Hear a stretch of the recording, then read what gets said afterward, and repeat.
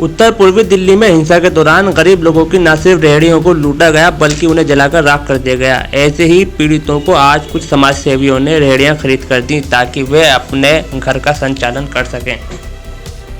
मुतासिरीन के लिए क्या मदद आपकी तरफ से की गई या आपके अलावा किन किन लोगों की तरफ से की?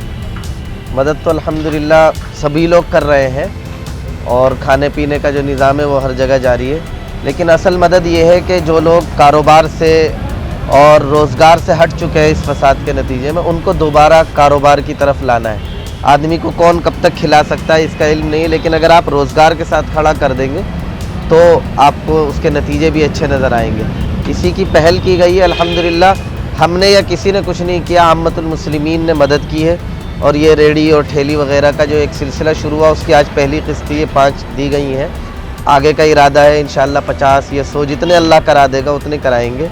और इसमें हमारी जो मदद कर रहे हैं एक तो मुफ्ती साहब मौलाना साजिद साहब जो अपनी टीम के साथ कैंपों में जाकर तहकीक करते हैं, और जैसा अभी आपने देखा एक नाबीना हाफिज़ साहब थे, ऐसे लोगों को जो बहुत ज़्यादा मजबूर हैं इब्तिदा में वो निकाल कर ला रहे हैं। इनके साथ और भी बहुत सारे लोग हैं।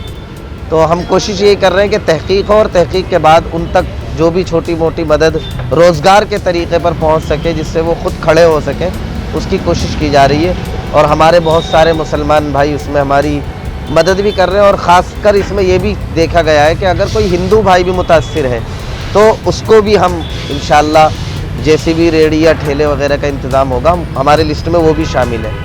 बोर्ड जो कर रहा है तनहा मैं समझता हूँ अमानतुल्लाह खान जो कर रहे हैं बहुत अच्छा काम कर रहे हैं, लेकिन दिल्ली सरकार जो काम कर रही है मैं उससे बिल्कुल मुतमईन नहीं हूँ, क्योंकि अभी आपको मालूम होगा कि नबी करीम के अंदर जो बिल्डिंग जली थी उसमें भी दिल्ली सरकार ने इमदाद देने का ऐलान किया था और हमारे इल्म के मुताबिक अभी तक उनको कोई मदद नहीं पहुँची है, जबकि 3-4 महीने गुजर चुके हैं। और इमदाद का जो तरीक़ा है आप उसकी देखें शराइत, अब FIR करना, पुलिस FIR ही नहीं कर रही है, तो ऐसे लोग कहाँ से, जिनके प्रूफ जल गए, जिनकी आईडीज़ जल गई, वो कहाँ से साबित करेंगे कि मुतासिर हूँ या नहीं हूँ?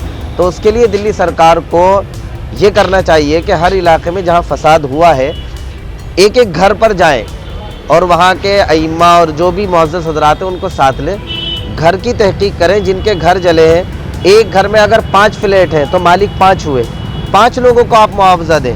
ऐसा नहीं है कि एक घर में एक को दे दिया 4 खाली बैठे हुए हैं। तो मुकम्मल तहकीक हो और इस इमदाद को आसानी के साथ पहुँचाया जा सके। अभी तक ज़ख्मियों को कुछ नहीं मिला है।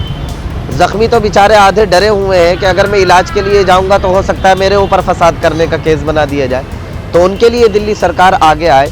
और दूसरी बात, ये जो फसाद की एक जड़ है इसकी रोकथाम के लिए दिल्ली सरकार आगे क्या कर रही है उसमें भी उन्हें सोचना चाहिए।